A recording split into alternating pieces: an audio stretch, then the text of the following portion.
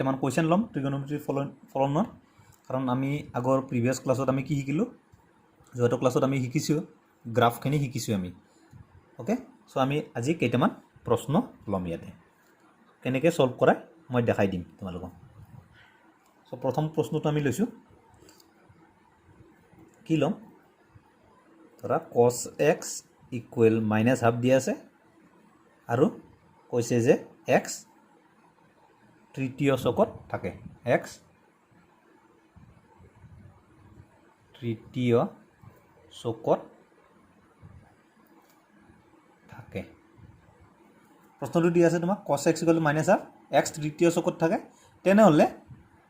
আন পাঁচটা ত্ৰিগোণমিতিয় মান নিৰ্ণয় কৰা চ' আমি কেনেকৈ নিৰ্ণয় কৰিম চাবা চ' আমাক কি দিয়া আছে cos x সমান -½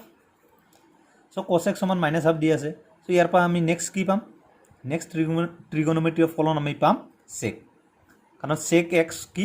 1/cos x মানে sec x চ' আমি কি লিখিম আমি পাম বা আমি লিখিব পাৰোঁ -2 নেক্সট এটা sec x প্ৰথম এটা আমি এটা ত্ৰিগোণমিতিয়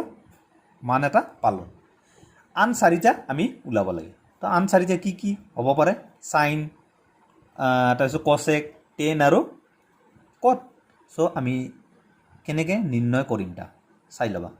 আমি জানো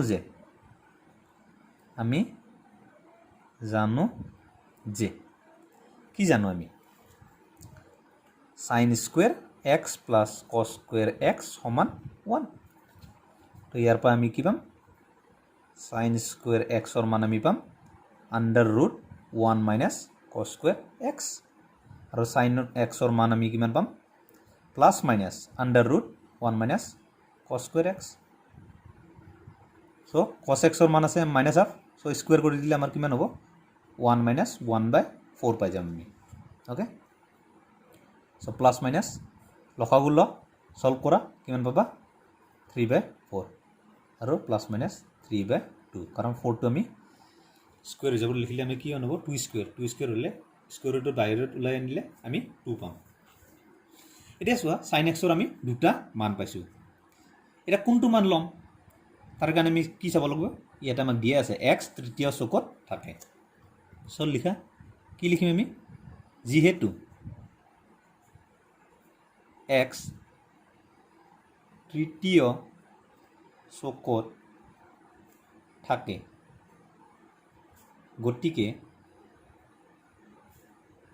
sin x ঋণাত্মক হ'ব সেয়ে কি হ'ব sin x সমান -3/2 ধনাত্মকটো লোৱা নাই আমি ঋণাত্মকটো লৈছোঁ কাৰণ x তৃতীয় চকত থাকে তো sin পালোঁ মানে আমি cosec পাম cosec x ৰ মান কিমান হ'ব তাৰ উল্টাটো চ' 2/√3 আকৌ আমি tan x পাম কাৰণ tan x আমি জানো sin x/cos x sin x ৰ মান কিমান আছে √3/2 আছে cos x ৰ মান কিমান আছে -½ আছে এই মাইনাছ মাইনাছ কেঞ্চেল গ'ল 2 কেঞ্চেল গ'ল আমি কি পালোঁ √3 পালোঁ চিমিলাৰলি আমি cot x পাম চ' cot x মানে কি tan x ৰ উল্টাটো চ' আমি পাম 1/√3 পাই যাম চ' এটা দুটা তিনিটা চাৰিটা আৰু পাঁচটা এই হৈছে পাঁচটা ত্ৰিগোণমিতিয় মান